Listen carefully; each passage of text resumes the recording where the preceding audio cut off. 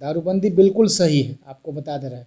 दारूबंदी से बहुत फ़ायदे भी हुए हैं और नेपाल में कहीं अपराध नहीं है, हमारे बिहार में अपराध है। नतीजा है कि साहब सारे के सारे लोग जो हैं यहाँ से निकल के बाहर जाते हैं। बिहार में 59 गो जेल है, जिसमें 44,572 आदमी के रखने की व्यवस्था है। आज के डेट में ये 7 दिसंबर 2021 का रिपोर्ट है, 68,526 आदमी उस जेलों में पड़े हुए हैं। आपको आश्चर्य होगा जान के, हम लोग को फीडबैक मिला है कि वहाँ शिफ्ट में लोग सोते हैं जेलों में। सेक्शन 37 में है, आप अगर पीते हुए पकड़े जाते हैं तो वैसी स्थिति में 5 से 7 साल की सज़ा है। देखिए, ऐसा है कि ये कानून 2016 में लागू हुआ और बिहार एक्साइज एक्ट में जो अमेंडमेंट 2016 में हम लोग किए, तो इतना कड़ा कानून लाए कि हिंदुस्तान के किसी कोने में इस तरह का कोई कानून कभी नहीं रहा। अब छोटा सा एग्जाम्पल आप ले लीजिए, आप जो भी रिकवरी होती है एक्साइज में, उसमें आप कहते हैं कि साहब किसी भी तरह का एविडेंस एक्ट का एप्लीकेशन उसमें नहीं होगा। नॉर्मली जो रिकवरी होती है उसमें देखा जाता है कि साहब कौन सा आदमी जिम्मेदार है, किसका प्रेमिसेस है, कौन ला के रखा है, कैसे लेके आया, मैंने बहुत सारी चीज़ें हैं जिसका टेस्ट होता है। लेकिन अब यहाँ तो साहब आप कानून बना दिए, जिसके यहाँ से पकड़ा गया, मान लीजिए मेरा घर है, हम वहाँ रहते भी नहीं हैं और उसमें एक ट्रक सामान पकड़ा गया और हम भी मुद्दालय हैं, तो हमको बेल क्यों नहीं होगा, ज़रा बता दीजिए। हमको तो पता भी नहीं है जिस गांव में मेरा घर है या जिस शहर में। अब समस्तीपुर में मेरा घर है, हम पटना में रहते हैं, तो समस्तीपुर वाले में अगर एक ट्रक सामान भी पकड़ा गया तो हम कैसे लायबल होंगे। नेचुरली हाईकोर्ट बेल देगा कि नहीं साहब आप तो वहाँ रहते तक नहीं हैं। अच्छा, नेचुरल जांच होगी तो पता चलेगा कि नहीं साहब वकील साहब तो वहाँ नहीं रहते हैं, या डॉक्टर साहब तो वहाँ नहीं रहते हैं, या कोई भी विधायक है वहाँ नहीं रहता है।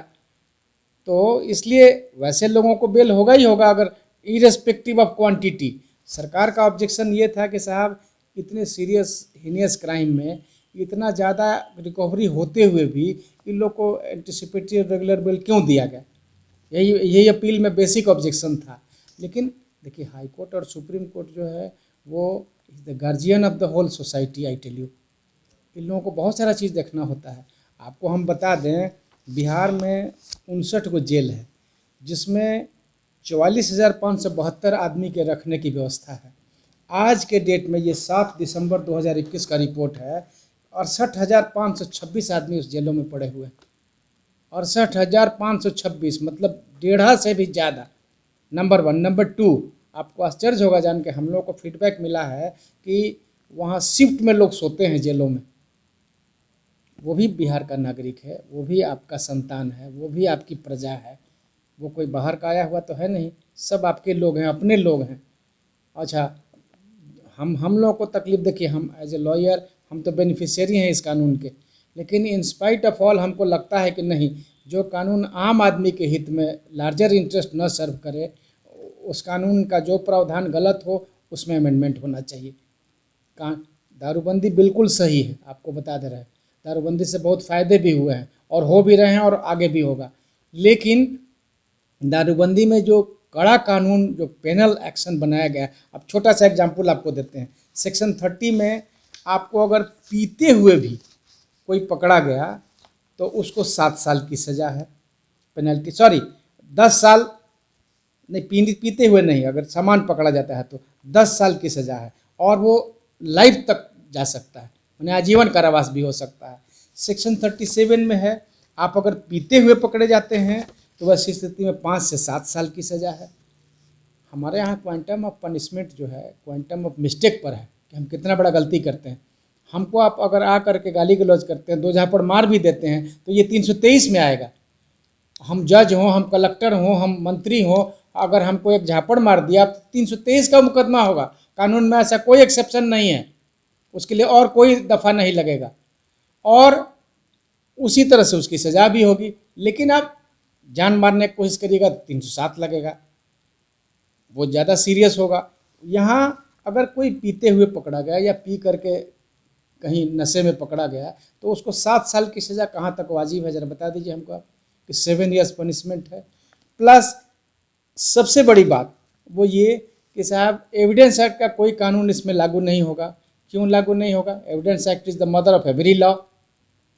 हिंदुस्तान का जितना कानून है आप ये जान लीजिए कि इस एक्साइज एक्ट छोड़ करके सारे कानून में एविडेंस एक्ट अप्लाई होता है, सिविल हो, क्रिमिनल हो, टैक्सेशन हो, सब में अप्लाई होता है। तो उच्च न्यायालय ने सोच समझ के विधिवत बेल का फैसला किया था। उसमें हमको नहीं लगता कि कहीं कोई शक की गुंजाइश थी।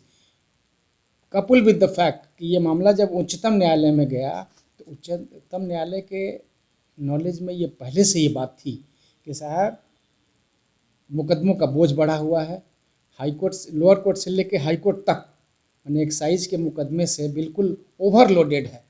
मैंने आपको आश्चर्य होगा, एक्साइज का जो कोर्ट है वहाँ फाइल रखने का जगह नहीं है, फाइल रखने का जगह नहीं है, स्टाफिंग नहीं है कि उसको कैसे मैनेज करे और किस तरह से उसको अरेंज करे। ये सारा डिफ़िकल्टी आज रोज़ हम लोग फेस कर रहे हैं।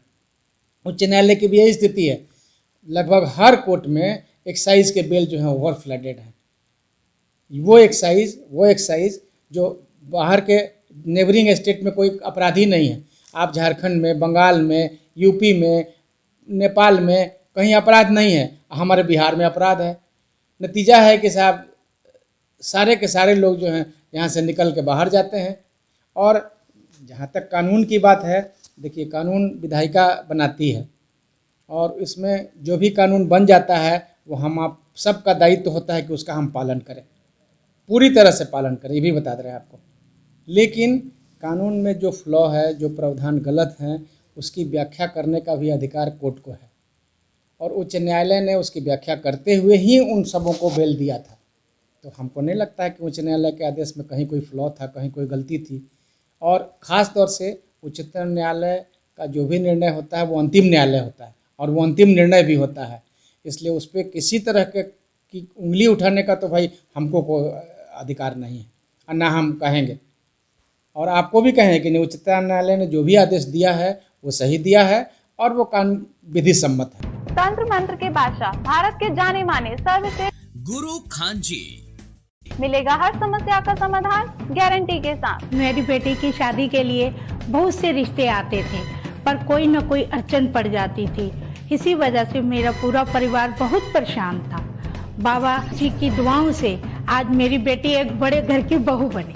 भटको चाहे जहां, काम होगा सिर्फ यहाँ। गृह कलेश, कर्ज मुक्ति, प्रेम विवाह, जादू टोना, पति पत्नी में अनबन, सौतन या दुश्मन से छुटकारा, विदेश यात्रा में रुकावट, फिल्मों में प्रवेश और कोर्ट कचहरी जैसी समस्याओं का समाधान।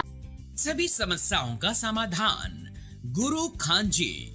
अभी कॉल करें 9821707996।